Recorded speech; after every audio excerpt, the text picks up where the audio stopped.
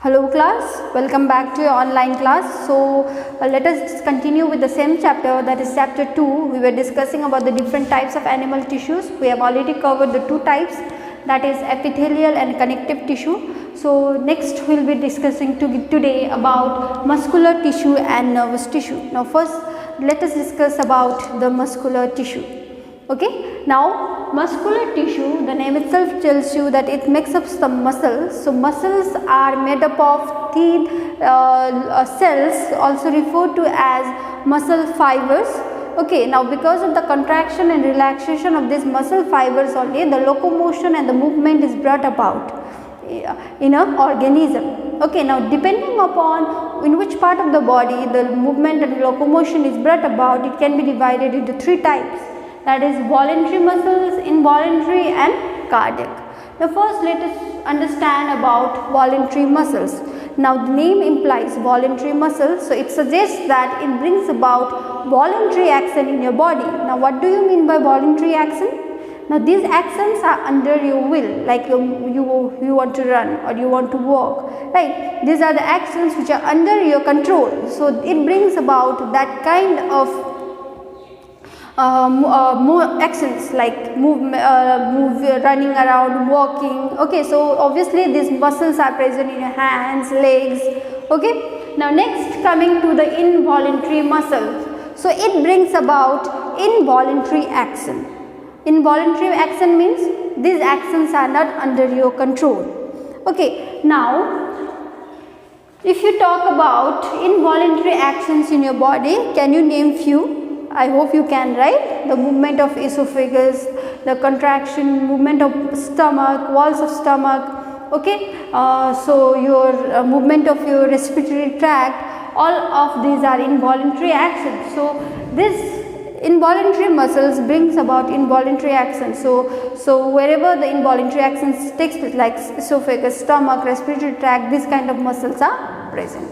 Okay, now next coming to the cardiac muscle. Cardiac muscle are a special type of muscles and they are present in only heart. The heart muscles are referred to as cardiac muscles. Okay, now coming to the voluntary muscle, it is also referred to as striped or striated or skeletal muscle.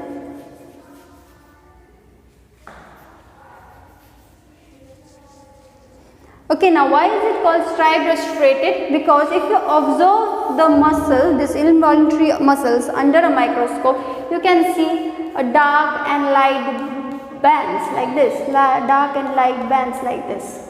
That's why it is referred to as striated or striped.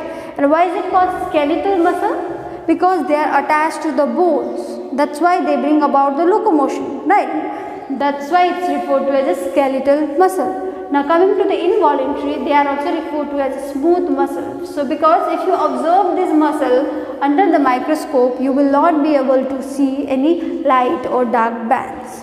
Okay. Now coming to the cardiac muscle. Now if you observe this cardiac muscles under the microscope, you can see branch structure with this dark and light bands.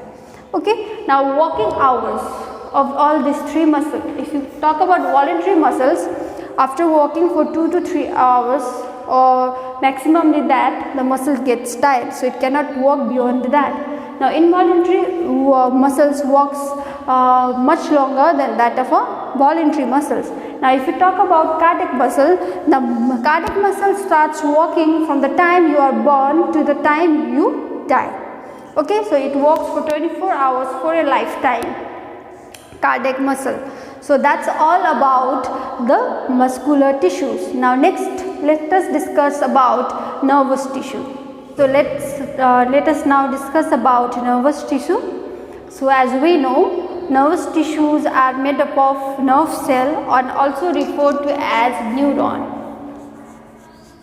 Now what is the function of a neuron or nervous tissue? Now this nervous tissue forms the control and coordination system of our body. That means it allows us to, it makes us aware of the external environment and help us to respond towards that. Okay, for example, if there is any danger in our external environment, how to react to that? If you see a lion in front of you, how do you react to that? Whether you run away or you go and hug the lion, what do you do that? That reaction is brought about by the nervous tissue. So it helps in controlling and coordinating different parts of our body, hence bringing about the reaction.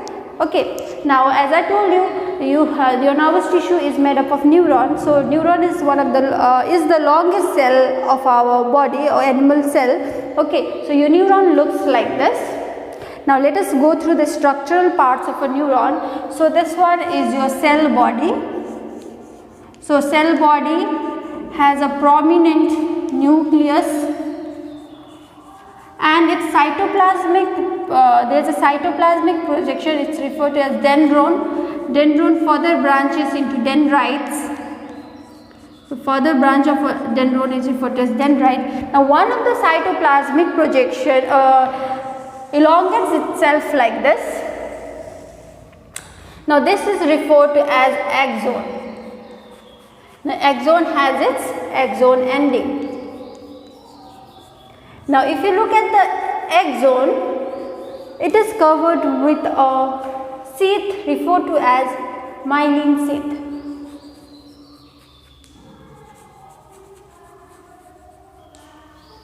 Okay, now if you look at the myelin seed properly, it is not continuous. There is a gap in between. There is a gap. So this gap is referred to as node of Ranvier. Now what is the function of this myelin sheath? Now myelin sheath acts as an insulator for this nerve cell and makes sure that the message without disruption is carried to the place where it needs to be carried. Okay, so I hope you understood the basic structure of a nervous tissue or of nervous cell, neuron, that's neuron, nerve cell or neuron. Okay, now how is the nerve cells arranged? Now here in the axon ending, the dendrite of other neuron will come and attach itself here. Now they do not completely attach themselves. Now in between the the dendrite and your axon ending also there is a small gap, the fine gap. Now that gap is referred to as synapse. Synapse. Like I told you, this nerve cell or neuron carries the message from your sense organ to the brain or spinal cord, and from brain and spinal cord to the different effector organs like legs or hands, right? So the message that is being transmitted through this neuron is referred to as nerve impulse. Referred to as nerve impulse. Now how, in what form is the message carried forward? So it is in a form of, it is electrochemical form.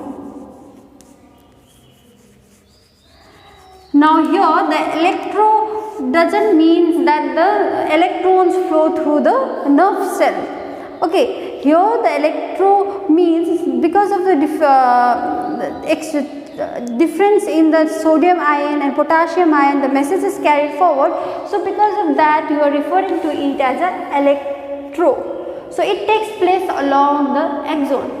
But here in between the axon ending and your dendrites you have a small gap which is referred to as synapse, right? So in that place the message cannot be carried out in this electrical form. So there the message is taken carried forward in a chemical form. So this axon ending has a chemical also referred to as a neurotransmitter which helps in carrying the message to the adjacent neuron in between that gap.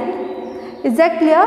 Okay, so I hope you understood about nervous tissue. So that's all about this types of animal tissues. So we are done with the types of animal tissues.